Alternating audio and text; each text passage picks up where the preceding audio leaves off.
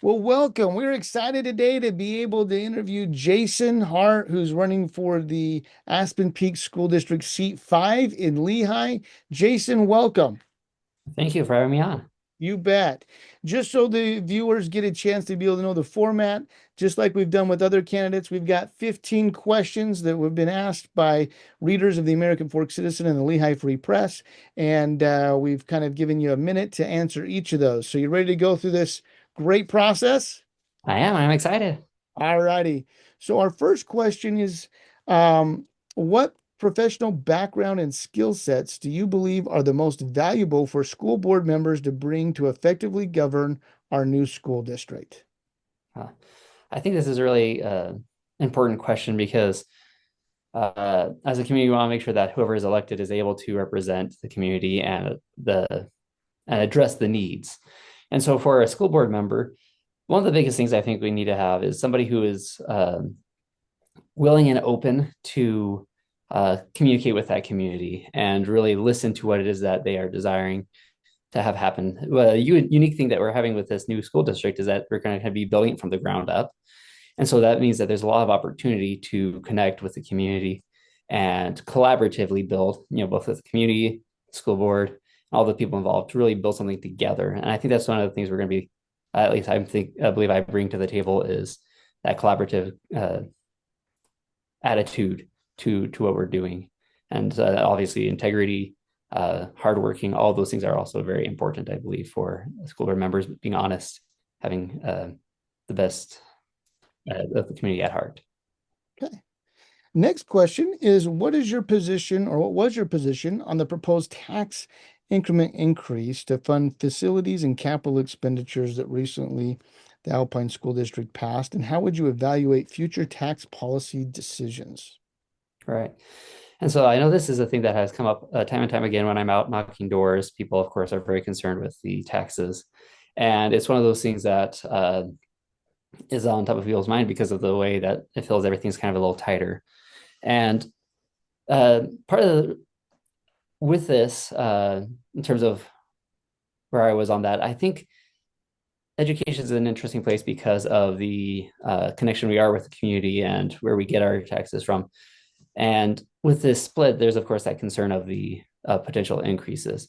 One of the things I want to look at with this is, of course, looking at the data that we are given as a board, be trying to look out and weighing those different needs.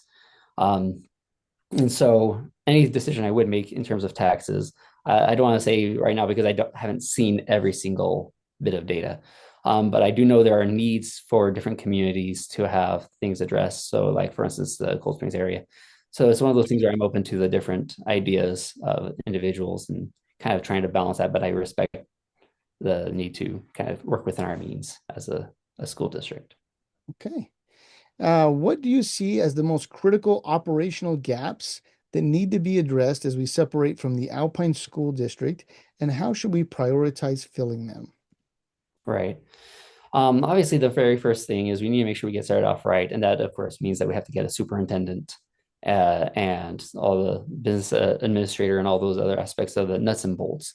Um, but the biggest thing that I want to make sure as the school board that we are working together with the superintendent, whoever selected, that we're selecting individuals who are going to, who care deeply about our community and are going to be working towards what, to our specific needs.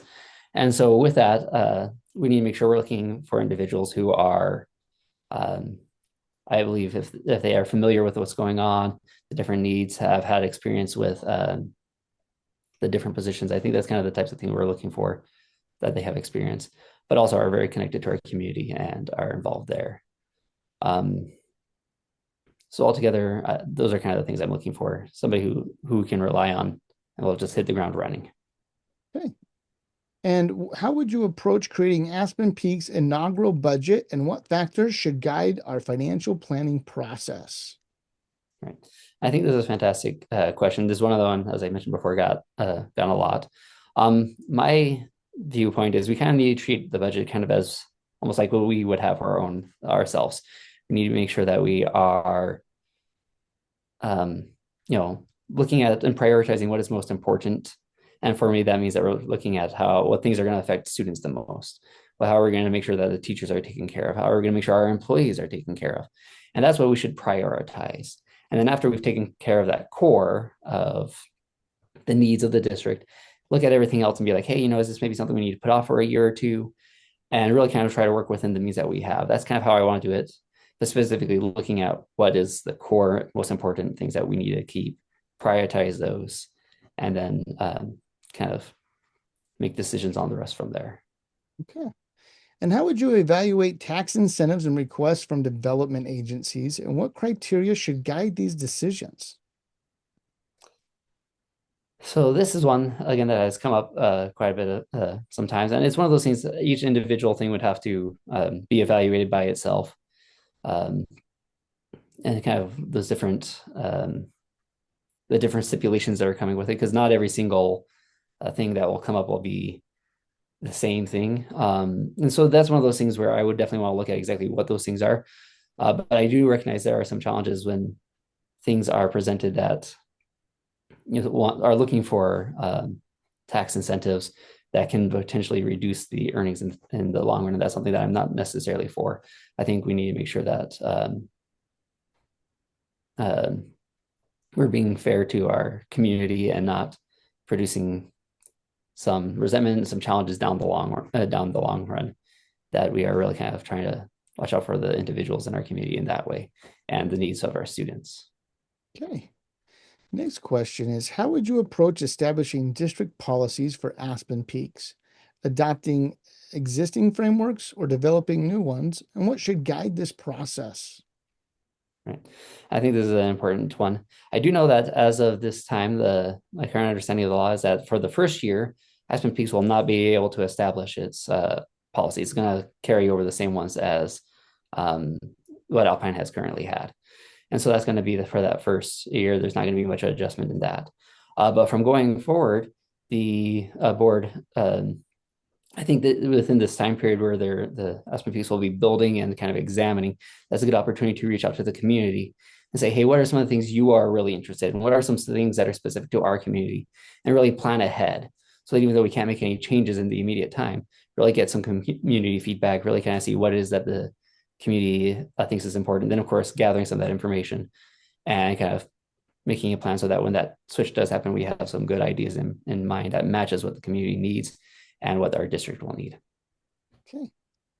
And what approach should the district take in establishing relationships with employee unions and negotiating collective bargaining agreements?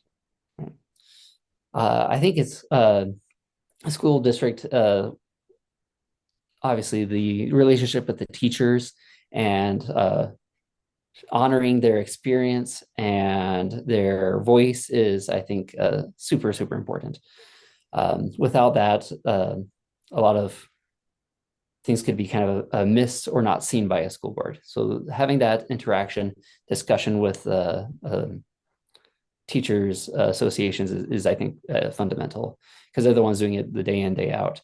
And so the school board will need to be very open to, I think, that those discussions, them regularly and work with them to, of course, benefit the teachers. And, I think we make a competitive place for the teachers to be. They'll want to be here, but also kind of recognizing the limitations of the reality of the constraints that come with a budget and the funds that we have.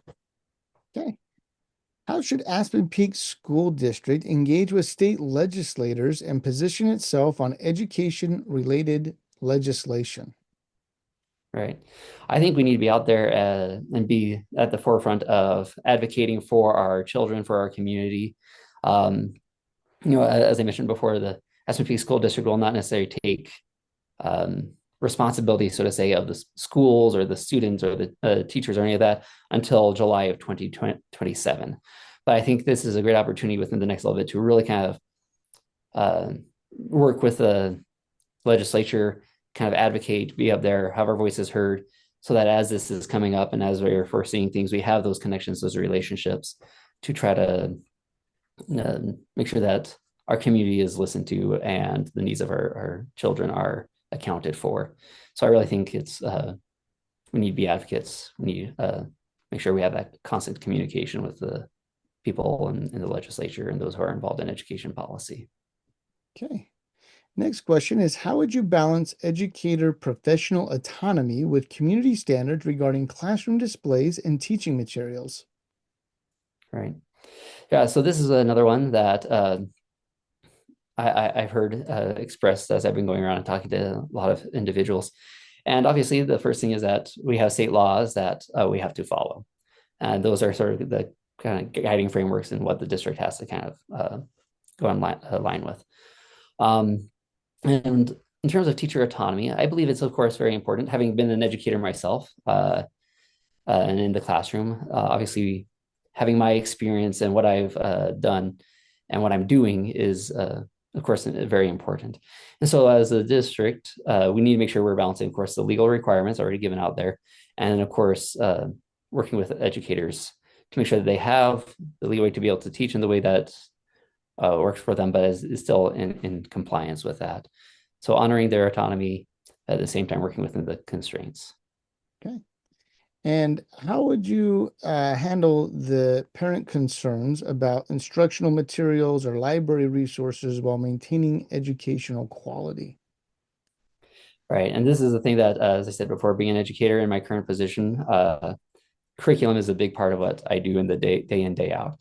And so the stuff that I've been involved with curriculum and the adoption of it, I like the where we've had the opportunity to put it out there for the community to see, to be able to review and look at and examine. And I think that is a very open process, and that's how it should be for the Aspen Peaks. That anybody can come in and see and experience and feel and know. I don't think that there should be anything that we should be hiding. And I think that community involvement and saying it is very, very important. And with that, I like the idea of having communities involved in also some of those decision making to be able to see those and give recommendations for different materials that might be in their local schools that are not at the district level. But I think as the community is involved and has a chance to see that, that's a way we can keep clarity, autonomy, but also that transparency in what it is that's showing up in their children's schools Okay. and classrooms. And what approach should the district take regarding health education curriculum and material selection? Right. In a lot of ways, it's kind of the exact same process I was just describing. Obviously, we'd be in line with the state laws about that. But the more that we have the community involved and able to see and examine and have their voice heard, I think is an important part of all that.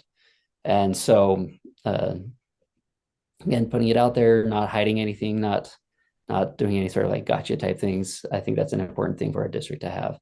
And that, of course, the parent autonomy to be able to say, hey, that these are some things that we want to kind of cover at home. I think that's a thing that a school district should respect as well, is that parent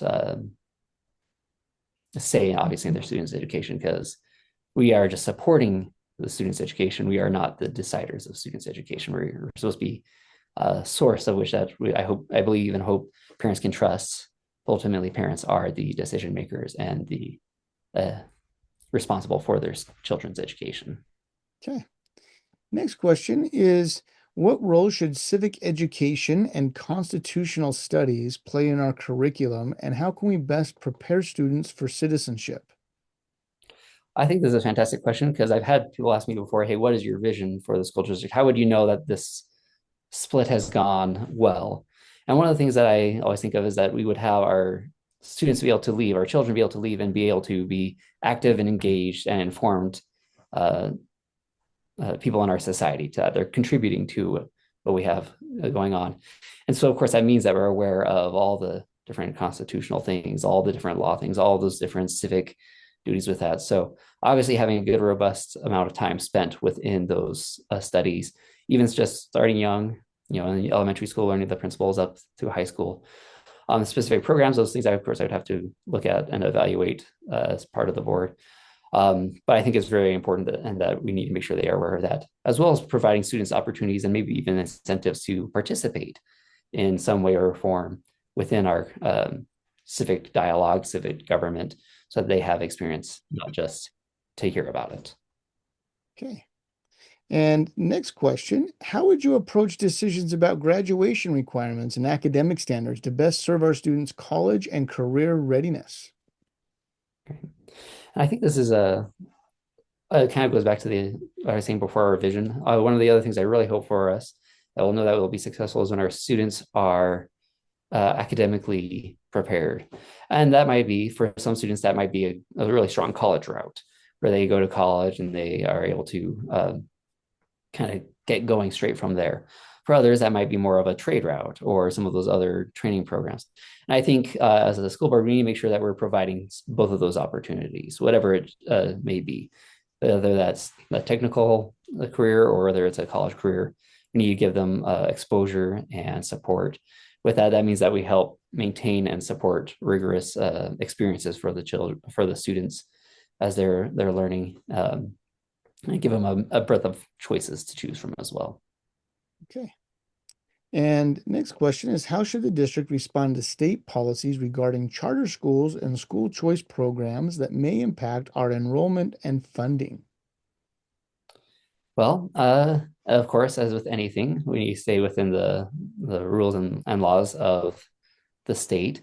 But one of the things I hope for the Aspen Peak School District is that I hope that we do such a good job with our students that our schools are the choice of the community. Um, and that means that we are working to, of course, provide a good, excellent education for our children. And in terms of charters and some of those other things, I do advocate for, I believe that a district is a great place and resource for the community to be able to use. And that's what we need to kind of focus on, is making ourselves a place and schools a place that the community wants to be. And of course, there's the choice of the individuals, and I believe that's a thing that should be respected. But I hope that we can work as a district to produce the type of environment that they want to send their children to learn from the teachers who we have working. Okay. And next question, what role should trade skills and technical education play in our district's offerings, and how would you expand these opportunities? Okay, so this is again, I kind of addressed a little bit earlier with the college, because to me, graduation is, of course, a thing that can mean a lot of things, whether that is going to a technical route or to a more college-bound route. And so, with this, that being said, I think having these technical trainings and other career readiness is an important part of that, because the future, there's a lot of different trades and other skills areas that haven't been addressed as much in our current system. So I think that's the thing that we need to allow those opportunities. And that's one of those ones where I'm actually open to other community and businesses and other stakeholders, and we're kind of working and building partnerships with them to allow those opportunities to occur and allow students to have an access and experiences to a lot of different routes and different ways that they can go for their future and turn into careers. And last but not least is a minute for you to be able to address the voters, kind of whatever you'd like to say here in the last final minute. All right. Well, I hope you kind of see here is with these short little answers is not as deep as I would like to hope, as I would hope to be able to address a lot of these. But I am an educator. I spent my entire career in education, being a classroom teacher, being a school leader. Currently work at in the Jordan School District, district level. So I have a variety of experiences and kind of have seen what it's like at all those different levels. And I'm also a father. I have kids in this community. I have 4 kids who are attending, well, 3 who are attending school, 1 who's still going to start. And so this is not just something that's just personal because I'm an educator. It's personal because I have my own kids who still have a lot of their education still to come. And so I'm not just looking to, just make this happen because I have an educator. I'm doing it because I want this outcome for my students, for your children, for my own kids. And I really just believe that the more we have and the better we have of education for our kids, the better our society will do in the future. So that's why I'm running. I want to make sure that we have just the best for our community. Oh, great. Well, Jason, thank you so much for your time. Again, running for Aspen Peaks School Board Seat 5. And I know it's not easy putting your hat in the ring, as they say, and some vulnerabilities there of jumping on a call and answering 15 questions in a minute each. So thanks so much for taking your time here, Jason. Yeah, thank you.